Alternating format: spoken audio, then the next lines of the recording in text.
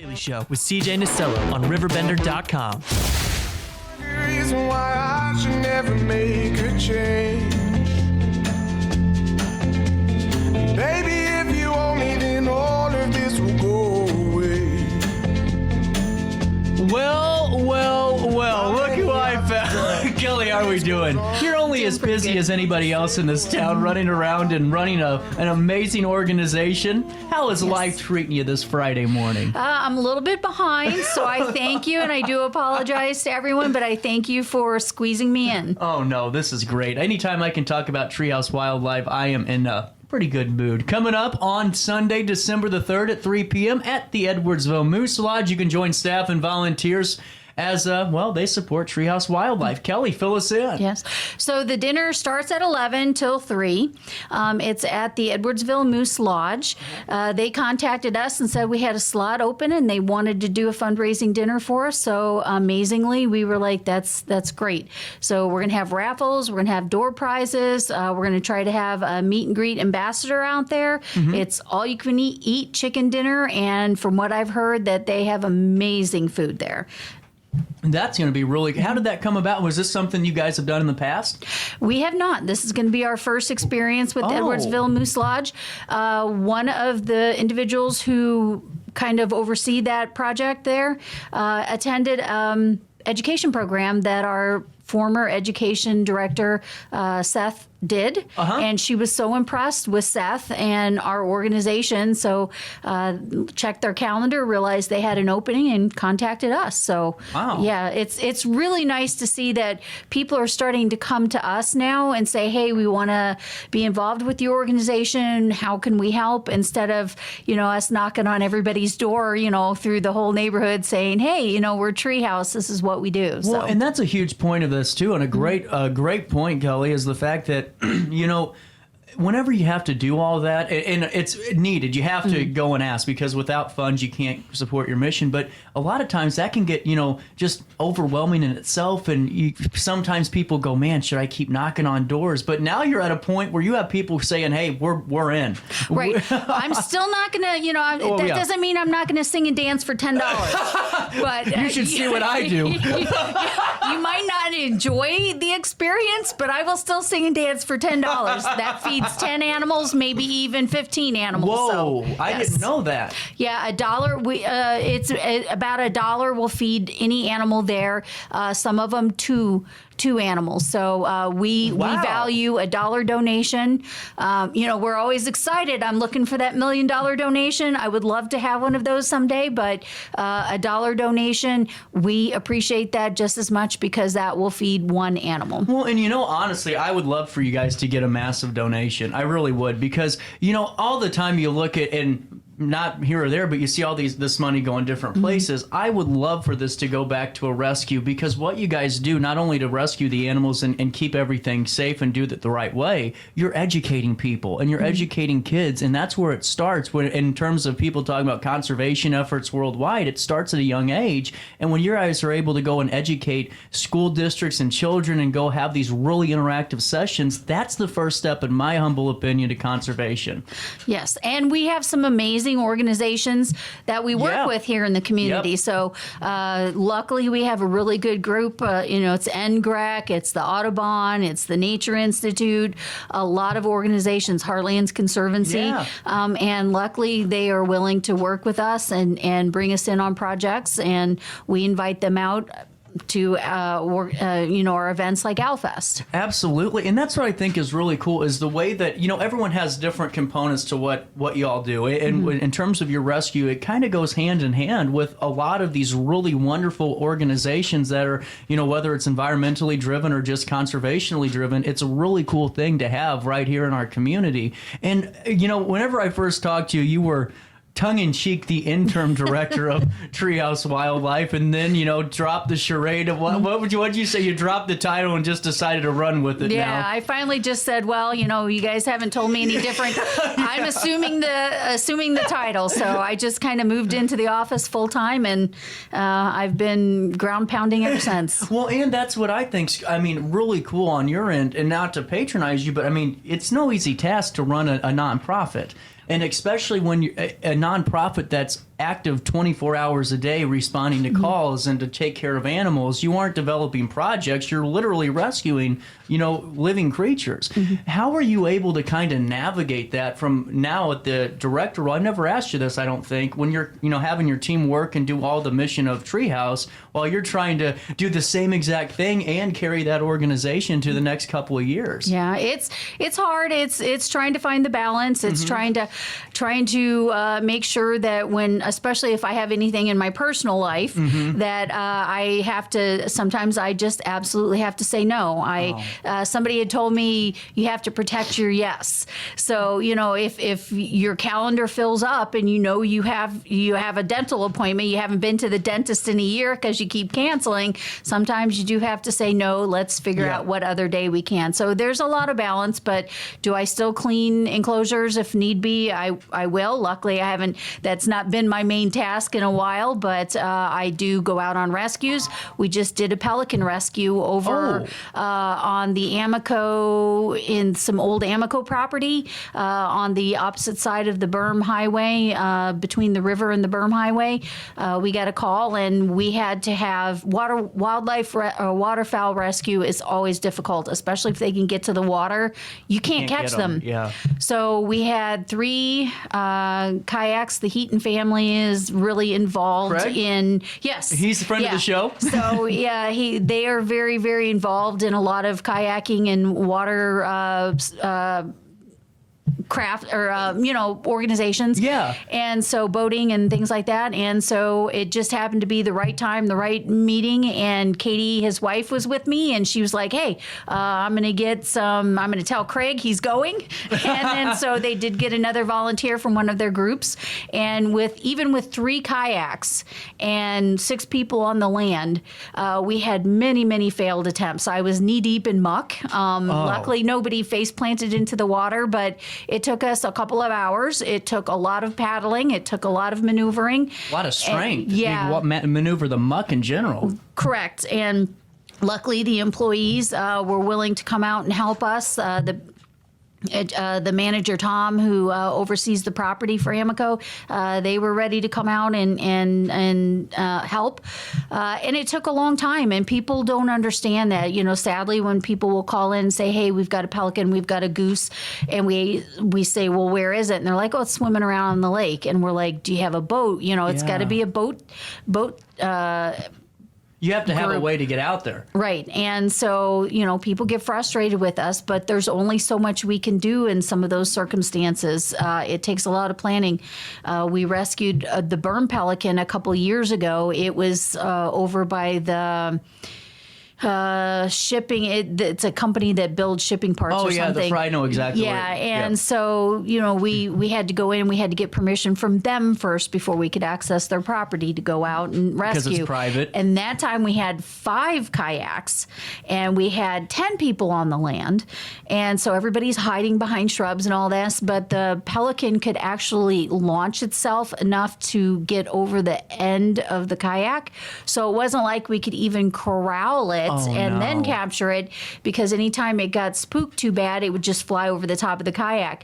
So luckily, in both cases, it was just pure luck that we were actually able to get a net over it, and it's tough to catch them. I didn't even think about the component of the mental distress or the mental duress of the animal too, because I'm sure the more stress you cause it, the worse it could possibly be. Right. Real quick, you keep saying pelican, and my mind's blown right now. I always thought it was a joke when someone would tell me, look at the pelican over there, because I would be on the marine and they look at those pelicans, and I thought it was a joke. We have pelicans here? Right, we do. So I am so sorry to anybody at home that's like, wow, you lost some brain cells today, CJ. No, well, it from what I understand is, when I was growing up, it would make the news. There's pelicans on Rend Lake, so everybody would flock.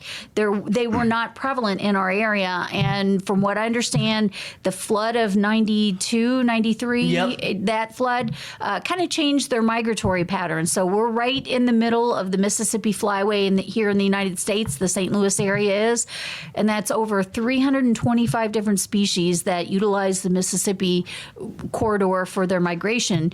And pelicans, after that flood, it did something to the migration pattern, and so we have a lot more of the swans and the pelicans now, and there are pelicans that utilize the riverlands. We get a lot of calls from there. So yeah, it does happen. And we had somebody who rescued one, happened to be on land at the time. If they're on land, it's a lot easier to catch them because they're so awkward. And so we'd been getting calls about this one, but it had been been going under the culverts and then getting back into the river anytime anybody would get close to it. And so she happened to be driving home, saw this pelican, jumped out, nabbed it while it was still on the ground. And she says as she was walking, it would take its beak and they would just put it over the top of her head. So she's walking as this pelican has got its mouth, its beak over her head. And so she's trying to navigate with this pelican on her head. And so, and then when she got into the car, she didn't have any enclosures at the time. And, pelicans are rather benign as far as being able to attack people. And so it just kept trying to cover her head again. So luckily that was over by Grafton and she didn't have, or Chautauqua, and she didn't have a far drive, but she arrived and she had a big story to tell about her walking down the road carrying this pelican with its mouth over its head. This is incredible. Let's do this. We'll go to the top of the hour. We still got a lot more to talk about. I just think it's great that I learned something. And it makes sense now because when you hit me with 350 species of birds, I was wondering because whenever they were talking about the bridge lighting over here, that was a big question, was the migratory bird pattern, and now it makes a ton of sense. That's a lot of species of birds. It is. That's huge. Yeah, and that means those are all species we eventually have to know how to care for because each one of them may have individual needs. Without a doubt. Our conversation with Treehouse Wildlife Center continues right after this. 9:49 is the time. We'll come right back in the heart of the 618. Yeah. For the biggest selection of pre-owned cars, trucks, and SUVs in the Riverbend, visit AltonToyota.com or stop by their location on the Homer Adams Parkway in Alton. Winner of the prestigious President's Award, Munganast Burkhardt Alton Toyota knows how to treat their customers, and they will help you find the vehicle that is perfect for you. For years, Munganast Toyota has been a fixture in the Riverbend, and now Munganast Burkhardt carries the tradition. New name, but the same great service you've come to expect.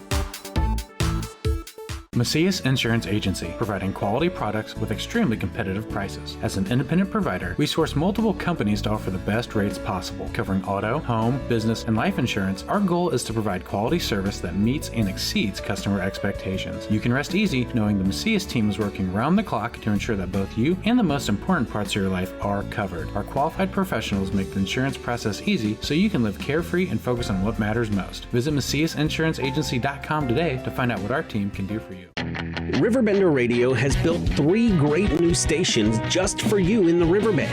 The Eagle, the Riverbend's classic rock station.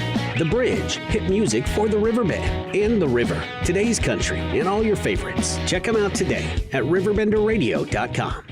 Are you in the market for new flooring? Look no further than Ed Eagles Discount Carpet. Ed Eagles has an enormous inventory of carpet, tile, vinyl, and hardwood with professionally trained carpet installers that will treat your project and home with the utmost respect. Lowe's and Home Depot can't even compare. Our discounted prices regularly beat out the big box stores. Stop by today to have your new flooring ready for the holiday season. Ed Eagles, quality carpet, tile, vinyl, and hardwood at discount prices, located on Humbert Road in Alton. You won't find a better health club than Nautilus Fitness Center. More cardio, more free weights and equipment, more classes, a swimming pool, and more. If you're serious about your health and want to make a change, then stop thinking about it and visit Nautilus Fitness Center on Industrial Drive in Alton. Don't fall for the hype you get from the other health clubs. Nautilus is the Riverbend's premier health club. Has been for years and will be for years to come. Get to Nautilus Fitness Center and get started on a healthier new you. Has free checking become a thing of the past? Not if Liberty has anything to say about it. With 3 free personal checking options and even a free business checking account, free is alive and well at Liberty Bank, the local bank that gives you free checking choices and more cashing in your pocket. Bank locally, bank Liberty. For more information, visit www.bankliberty.com.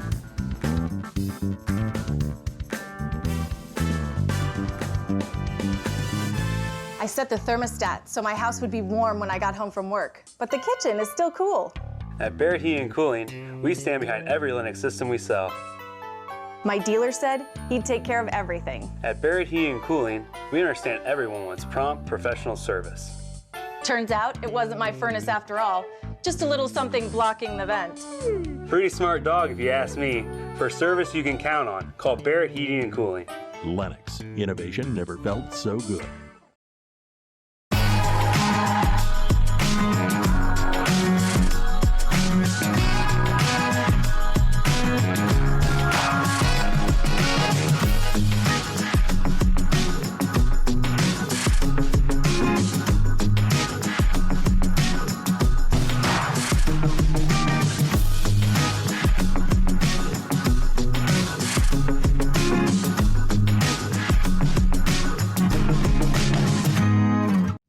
You're listening to Our Daily Show with CJ Nasello on RiverBender.com.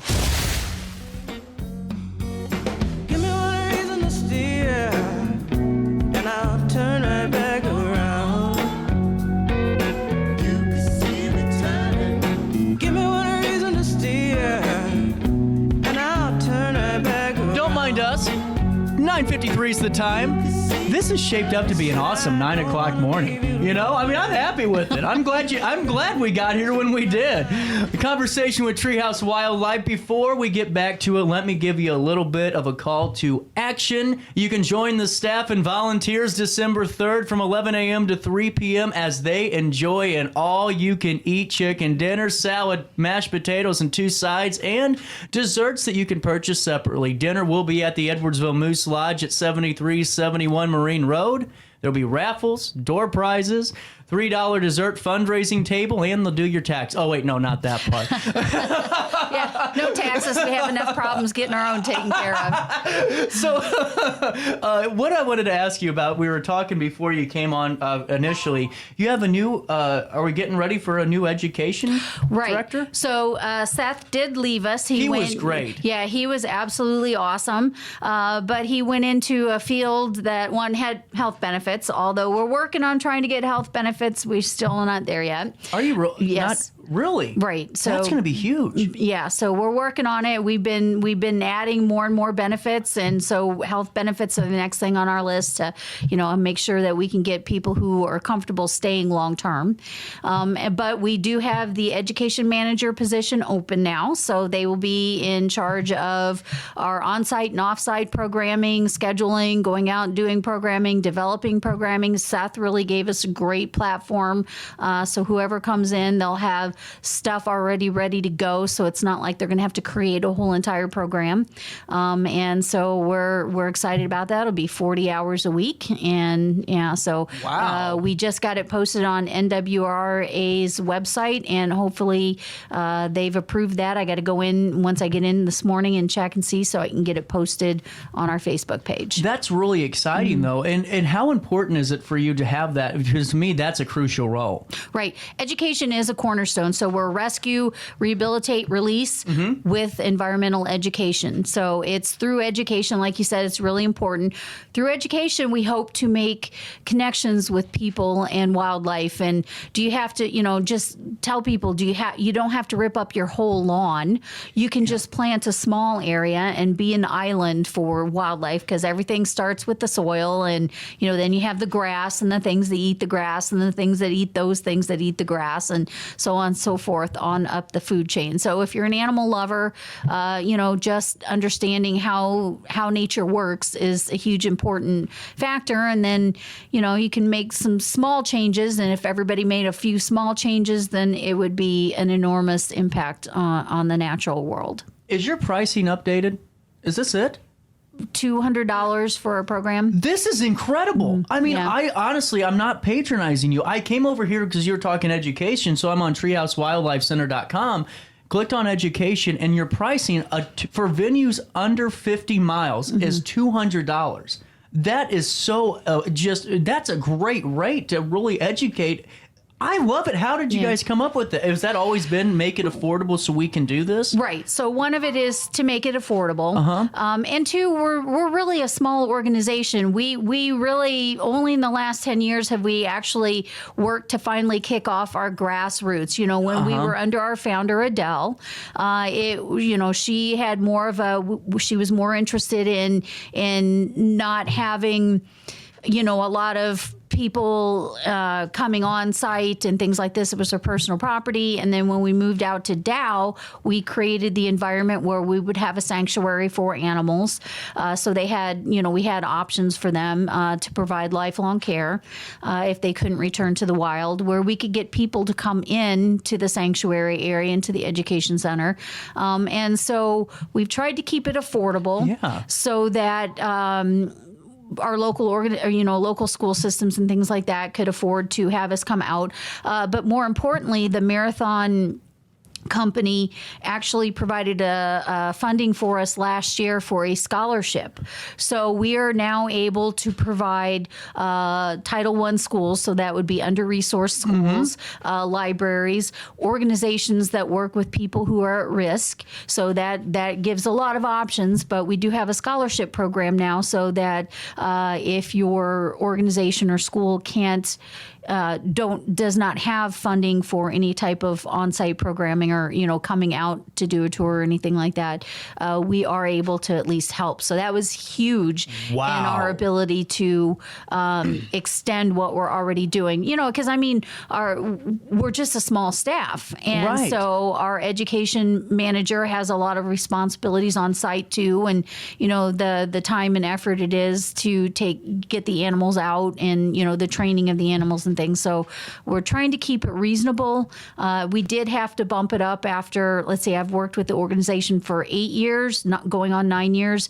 The prices hadn't increased until last year. It was still $150, and we did bump it up to $50, simply because gas prices are going up. Yep, 100%. And if you guys just saw the report yesterday, that decrease in price is actually slowing down. So we're going to hit the backswing of it again. We're going to see some more increased gas prices. We are not going to do top of the hour news. The time is 10 o'clock on the dot in downtown Alton. But I do want to do this just because there was one big news story, but I want to keep talking because you're very busy and I don't get very many opportunities to talk to you.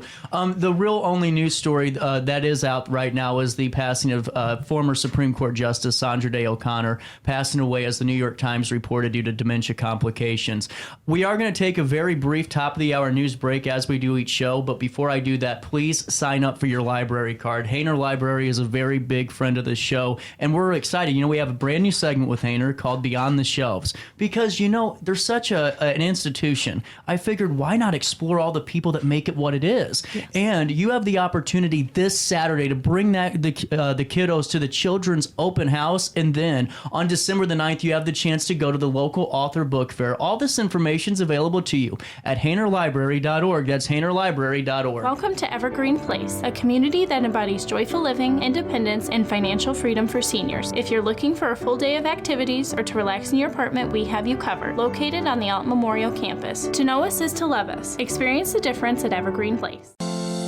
Is it time to buy, sell, or even time to consider a short sale of your property? Meet Lisa Webb, owner of 3rd Street Realty. This local, women-owned, family-operated realty group has over a decade of experience in foreclosures, first-time home buying, and so much more. 3rd Street Realty prides themselves on holding your hand through the entire process. Let their expertise guide you to your dream home. Visit 3rdstrealty.com and start your journey with Lisa Webb today. Do you need to declutter your space? Time to call me, the Queen of Junk. Since 1993, we have grown to be the leader in residential, commercial, and property management junk removal. At Sparks Junk Removal, we are eco-friendly. We recycle, donate, or repurpose items back into our community. Trash is our last resort to the landfill. Plus, with our all-inclusive service, our crews handle everything from labor to lifting and landfill fees. Give us a call or visit our website, sparksjunkremoval.net, to reclaim your space today. With over 20 years of experience, Wilson's Tree Service has the expertise to handle all of your tree care needs. Licensed and fully insured, their team of experts are dedicated to providing reliable service. Plus, with a 24-hour emergency service line, Wilson's will always be there for you. Don't risk tackling that timber by yourself. Trust the local professionals at Wilson's Tree Service. Visit treeservicealtonil.org to get started today. You're listening to Our Daily Show with CJ Nasello on RiverBender.com.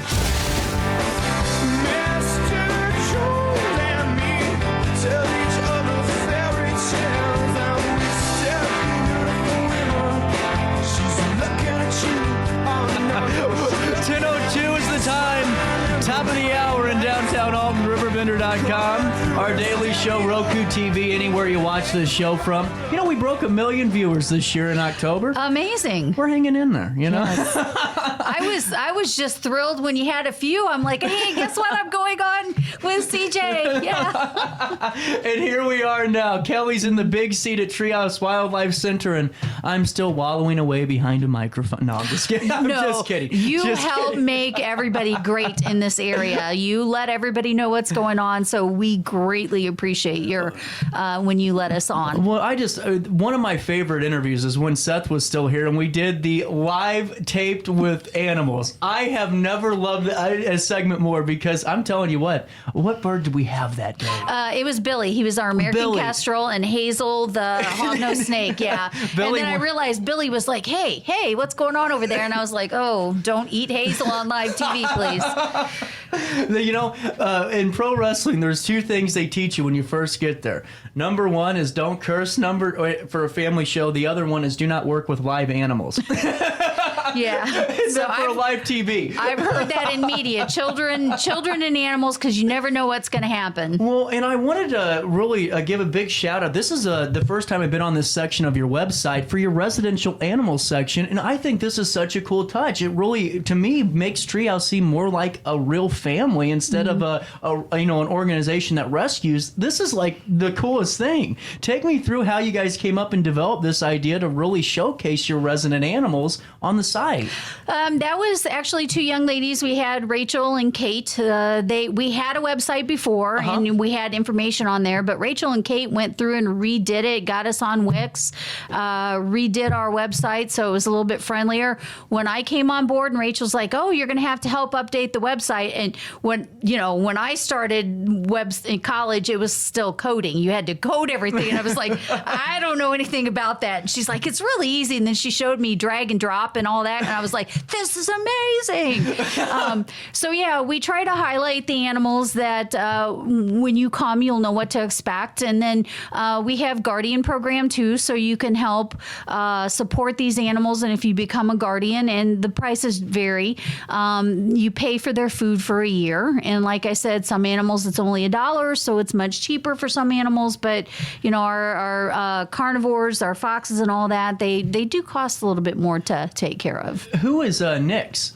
Nix is one of our bobcats. Wow. And so Nix came in from the Peoria area, and sadly she was found, and simply between the time that she was found and then she was brought to our center, she had been through several different hands. They treated her more like a little kitten rather than a bobcat. And we have Carrie, our animal curator. She has worked at the large cat rescue before, so she understands the large carnivore species. And it's always very, very hard to raise a single one. So sadly, Nix came in and she had gotten used to having human interaction. Yep. And so we came to the point where we realized that we were not going to wild her up. She was probably going to die from emotional issues. Yeah. It sounds really weird that you would assign that to an animal, but when an animal becomes habituated on people,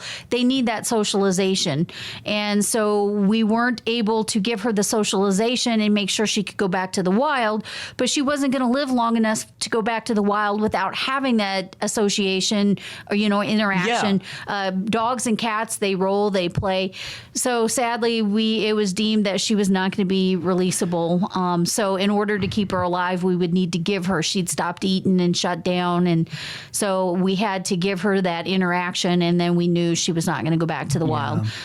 So we've changed our policies a little bit that first thing we do when we get a bobcat kitten is we're going to call around to try to find, well, we always did that, but it's going to be, it's going to, it was kind of solidified that we need to find another bobcat kitten. Either the center needs to send one to us, or we need to send it there so that they have that connection to each other.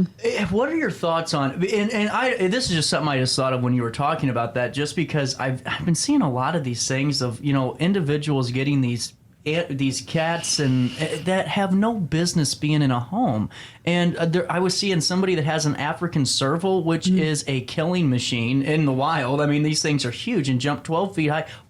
Have you seen more of these types of situations with bobcats where people think like, well, maybe we can kind of... Right now, foxes, I think in the past 2 years, we've had 10 foxes that were either being used for pet trade breeding or fur trade breeding.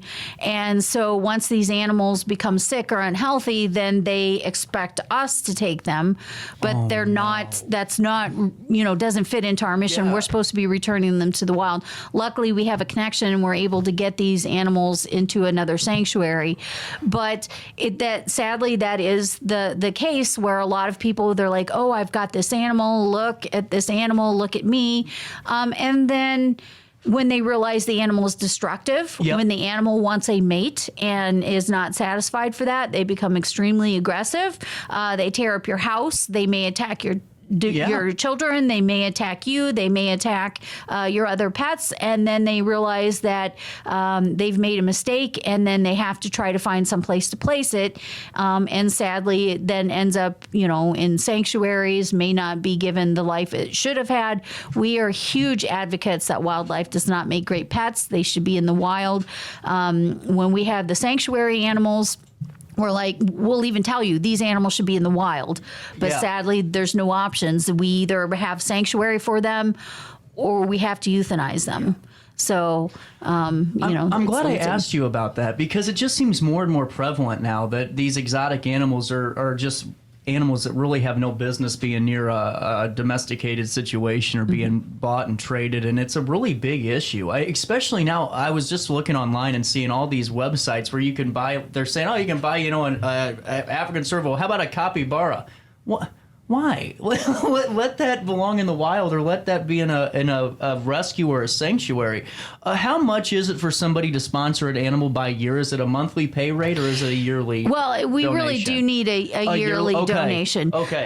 So it just makes the bookkeeping a whole lot easier, and then that way we can get through everything. And it really depends. Some owls are, the smaller bird species, our kestrels and our screech owls are only $250 a year to sponsor them, and it's really, you just pay for their food and upkeep, and then if you do the numbers, I had somebody run the numbers and you said, well, it's only 60 cents a day to feed this animal, but you're $250, that doesn't add up. And it's like, well, we also have to maintain the shelter, and it's nice that we just have a little bit of cushion, especially if we have to go out and if it has some kind of an illness and we need to get extra medication or something.